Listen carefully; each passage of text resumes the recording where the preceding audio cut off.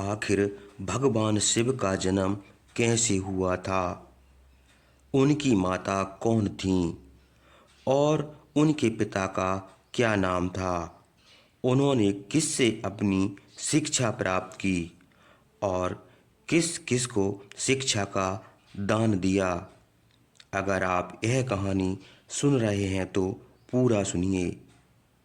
इस कथा को आधा अधूरा छोड़कर जाने की गलती मत करिएगा, इसलिए इस कथा को पूरा सुने। आप शिव भक्त हैं तो भोलेनाथ का अनादर ना करें, क्योंकि इस वीडियो के माध्यम से हम आपके इन्हीं सभी सवालों का जवाब देने वाले हैं।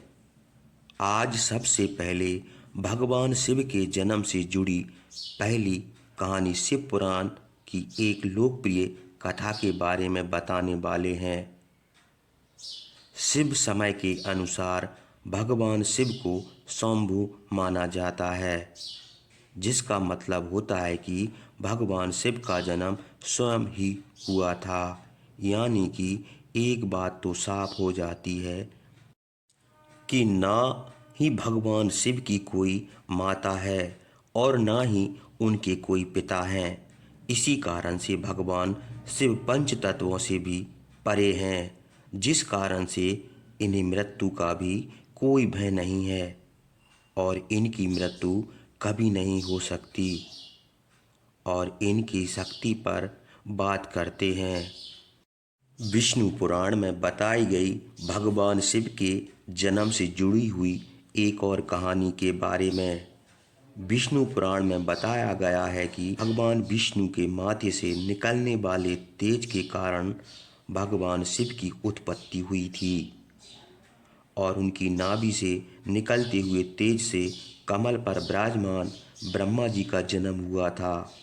मगर दूसरी ओर भगवान विष्णु के जन्म के बारे में शिव पुराण में बताया गया है कि एक बार की बात है, जब भगवान शिव अपने घुटने मल रहे थे और उनके घुटनों से निकलने वाली तेज से भगवान श्री विष्णु जी का पूर्ण हुआ था। पर अगर ऐसा हुआ है तो विष्णु पुराण और शिव पुराण एक दूसरे से बिल्कुल अलग हैं।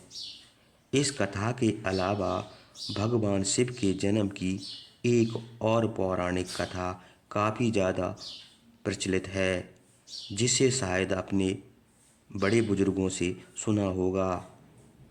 पर अगर नहीं सुना तो आपकी जानकारी के लिए बता दें कि एक बार की बात है, जब भगवान विष्णु और ब्रह्मा जी के बीच इस बात पर बहस छिड़ गई कि आखिर संसार में सबसे महान कौन है। और जब भगवान विष्णु और भगवान ब्रह्मा इस बात को लेकर बहस कर रहे थे, तो एक जलते हुए खंभे के रूप में महादेव उनके बीच आ गए। दूसरा, दोनों इस रहस्य को नहीं समझ पाए और तभी अचानक से एक आवाज़ आई, जिसने कहा कि जो भी इस खंबे का छोर ढूंढ लेगा वही सबसे महान कहलाएगा। ऐसा सुनते ही ब्रह्मा जी ने एक पक्षी का रूप लिया और खंबे का ऊपरी हिस्सा ढूंढने और खंबे का अंत ढूंढने निकल गए।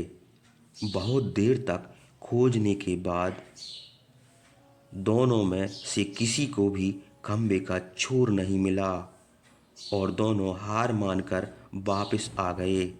जिसके बाद भगवान शिव अपने असली रूप में आए और फिर भगवान विष्णु और ब्रह्मा जी ने यह मान लिया कि महादेव ही सबसे महान और शक्तिशाली हैं। इनमें बड़ी शक्ति है, दुनिया में इनके जैसा कोई नहीं है। इसके साथ ही शिव पुराण में बताया गया खंबा इस बात को दर्शाता है कि भगवान शिव जन्मे थे और ना ही उनका कोई अंत है। और एक कारण तो यही है कि भगवान शिव को स्वयंभू कहा जाता है, यानी भगवान शिव का अंत नहीं है वे अमर हैं। अब हम बात करते हैं भगवान शिव से जुड़े एक ऐसे विषय के बारे में जो सबसे ज़्यादा प्रसिद्ध है। भगवान ब्रह्मा भगवान शिव के पिता हैं, जिनकी कहानी लोगों के बीच में काफ़ी प्रसिद्ध है। तो आपको बता दें आखिर किस प्रकार भगवान शिव ने ब्रह्मपुत्र के रूप में जन्म लिया था। इसके पीछे विष्णु पुराण की एक पौराणिक कथा है, जिसके अनुसार धरती आकाश पाताल जलमग्न हो रहा था, यानी पानी में डूबा हुआ था। तब भगवान विष्णु के अलावा कोई भी देव या प्राणी इस संसार में नहीं था। तब केवल विष्णु ही जल सतह पर अपने शीश नाग पर लेटे हुए नजर आ रहे थे। जिसके बाद उनकी नाभि से कमल की दांडी पर ब्रह्मा जी प्रकट हुए। और जब भगवान ब्रह्मा और भगवान विष्णु से संबंधित बातें कर रहे थे, तब भगवान शिव प्रकट हुए। जिसके बाद ब्रह्मा ने उन्हें पहचानने से इनकार कर दिया। इस कारण से भगवान शिव रूठ गए और उनके रूठ जाने के कारण भगवान विष्णु ने उन्हें दिव्य दृष्टि प्रदान कर ब्रह्मा जी को भगवान शिव की याद दिलाई। जिसके बाद भगवान ब्रह्मा को अपनी गलती का एहसास हुआ और शिव से क्षमा मांगते हुए उन्होंने उनसे अपने पुत्र रूप में पैदा होने का आशीर्वाद मांगा। जिस कारण से भगवान शिव ने भगवान ब्रह्मा की प्रार्थना को स्वीकार करते हुए उन्हें आशीर्वाद दे दिया। लेकिन इसके बाद जब भगवान ब्रह्मा इस सृष्टि की रचना शुरू की तो उन्हें एक बच्चे की ज़रूरत पड़ी। तब उन्होंने भगवान शिव का आशीर्वाद ध्यान किया, जिसके लिए भगवान ब्रह्मा ने तपस्या की और बालक के रूप में भगवान शिव उनकी गोद में रोते हुए प्रकट हुए।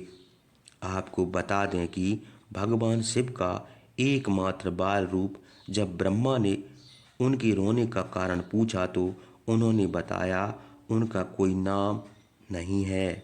तब भगवान ब्रह्मा ने शिव का नाम रुद्र रख दिया, जिसका मतलब होता है रोने वाला, पर इसका बावजूद भी भगवान शिव चुप नहीं।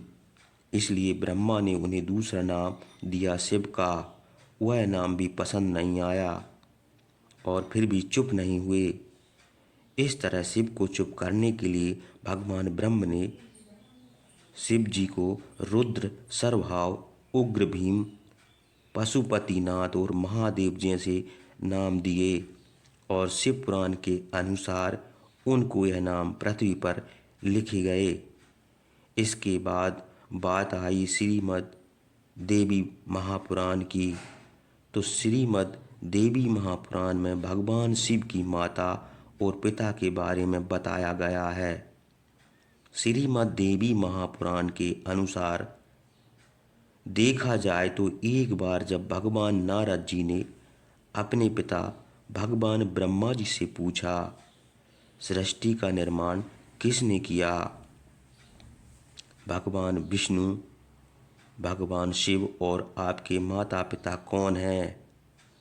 तब भगवान ब्रह्मा जी ने नारद जी को त्रिदेव के जन्म के बारे में बताया। वाकई में चौंका देने वाली बात थी। दरअसल उन्होंने कहा कि देवी दुर्गा और शिव स्वरूप ब्रह्मा के योग से ब्रह्मा, विष्णु और महेश का जन्म हुआ था। यानी प्रकृति का रूप लिए सदाशिव हमारे पिता हैं। इसके साथ ही श्रीमद् देवी महापुराण में भी भगवान विष्णु और भगवान ब्रह्म के बीच हुई कहानी मिलती है, जिसके अनुसार एक बार श्री ब्रह्मा जी और विष्णु जी में झगड़ा था और दोनों में बहस छिड़ी हुई थी। तब भगवान ब्रह्मा ने कहा कि सृष्टि को मैंने बनाया और मैं ही प्रजापिता हूँ। इसके जवाब में भगवान विष्णु जी ने कहा कि मैं आपका पिता हूँ। क्योंकि आप मेरी नाभि से निकले हुए कमल से पैदा हुए हो। और धीरे धीरे यह कहकर बहस बढ़ती गई। इसके बाद इन दोनों का झगड़ा सुनकर सदाशिव वहाँ पहुँचे और उन्होंने कहा कि पुत्रों, मैंने ही तुमको संसार को बनाने और इसे संभालने के लिए दो काम दिए हैं। इसी प्रकार मैंने शंकर और रुद्र को संघर्ष और तीनों गति के कार्य दिए हैं। अब आप भगवान शिव के बारे में इतना तो जान ही चुके हैं, तो क्या आपको पता है कि आखिर भगवान शिव ने किससे शिक्षा प्राप्त की थी और उनके गुरु कौन थे? हम जानते हैं, शायद इसका जवाब आप में से किसी को पता होगा, पर जिन्हें नहीं पता उन्हें बता दें कि भगवान शिव स्वयं इस संसार के गुरु माने जाते हैं, जिन्होंने संसार में गुरु शिष्य की परंपरा की शुरुआत की थी। लेकिन अगर सवाल आता है कि आखिर भगवान शिव किसके गुरु थे, तो आपको ज़रूर जान लेना चाहिए कि हिंदू धर्म ग्रंथ के अनुसार ब्रह्मा जी और शिव जी इस संसार के सबसे पहले गुरु हैं, जिन्होंने गुरु शिष्य के इस रिश्ते की शुरुआत की थी, जहाँ भगवान ब्रह्मा